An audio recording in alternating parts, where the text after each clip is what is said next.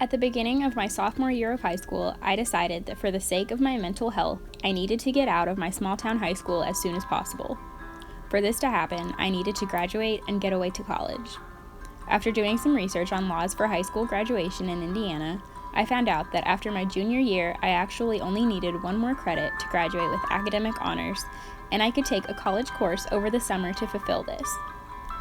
My best friend, mom, and teachers all tried to convince me to stay in high school and enjoy my senior year, but I refused. Even without the support from the most important people in my life, I made the decision to take psychology at Ivy Tech and graduate after my junior year. In retrospect, this was a very selfish decision, and I didn't take into consideration the opinions of my loved ones or why they wanted me to stay home for another year. I wouldn't change my decision, but I wish that I had explained to my friends, family, and teachers that I couldn't be happy stuck in Henryville, Indiana all my life, and I needed to get out while I knew I could. I was definitely in the pre-conventional stage of Carol Gilligan's theory of moral development as a woman at this time in my life. I was concerned with getting what I wanted, and I wasn't considerate of my most valued people. I was selfish and egocentric. After I graduated, I came to Indiana University.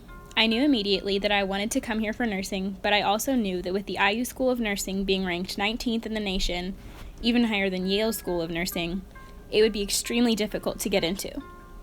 I spent my entire freshman year working for a 4.0 GPA to get in, and I achieved it.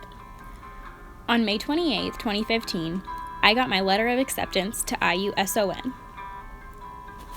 I think when I decided to become a nurse, I was transitioning more into Gilligan's conventional stage of development, which is characterized by responsibility to others.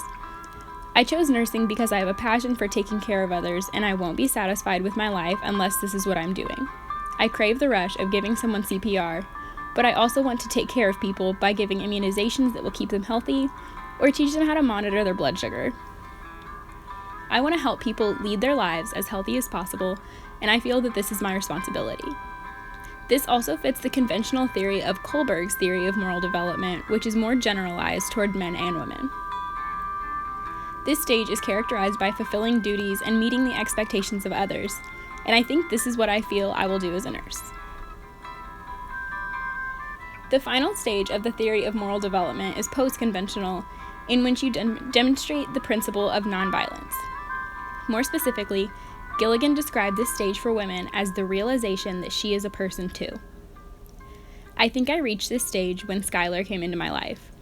Before Skylar, I was in a constant fluctuation of selfishness versus selflessness and happiness versus unhappiness.